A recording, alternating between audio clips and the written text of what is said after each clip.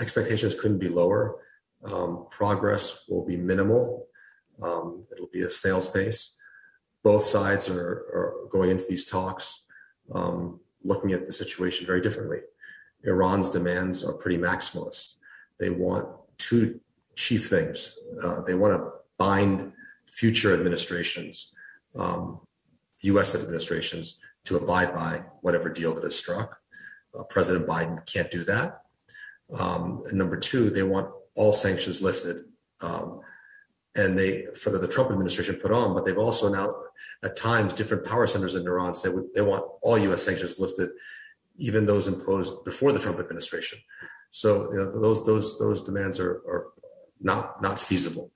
From the U.S. side, they want Iran to come back into the nuclear deal, and Iran is saying, you have to make the first move for us to even think about that. And that's in spite of the fact that we saw at least 67 people arrested because of water shortages in Isfahan. Is that right? I mean, at the end of the day, the administration is going to move forward on this no matter what's actually happening beyond Tehran.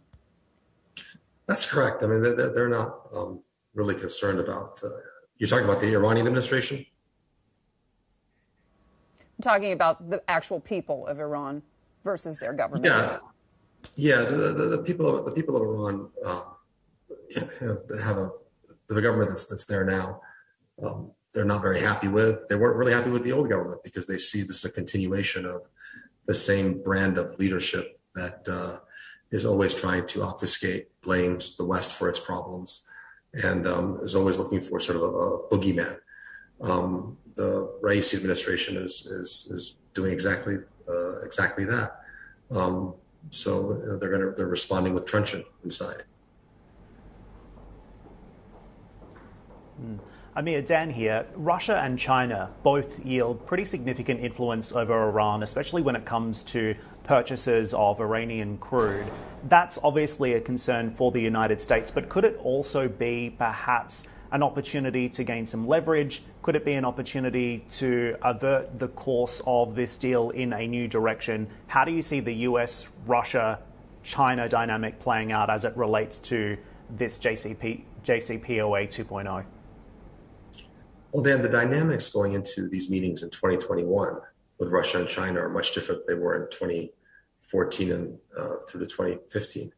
Back then, they were on side with the Obama administration and the EU. Since then, U.S. relationship with Russia and China is frayed quite dramatically. Iran is using Russia and China as a buffer against the EU and the U.S. And this is a continuation of their strategy that's been going on for the last 4 years, which is look eastward. They're selling their oil to China. They've just joined the Shanghai Security Council. The Shanghai Cooperation Council. So they're looking for that security umbrella that Russia and China are providing to many of their client states in Eurasia. And they're going to look for that. Russia and China's influence the Security Council if that deal isn't struck, and this file is referred to by the IAEA to the Security Council. They're going to look for Russia and China to give Iran cover. That's their strategy with Russia and China.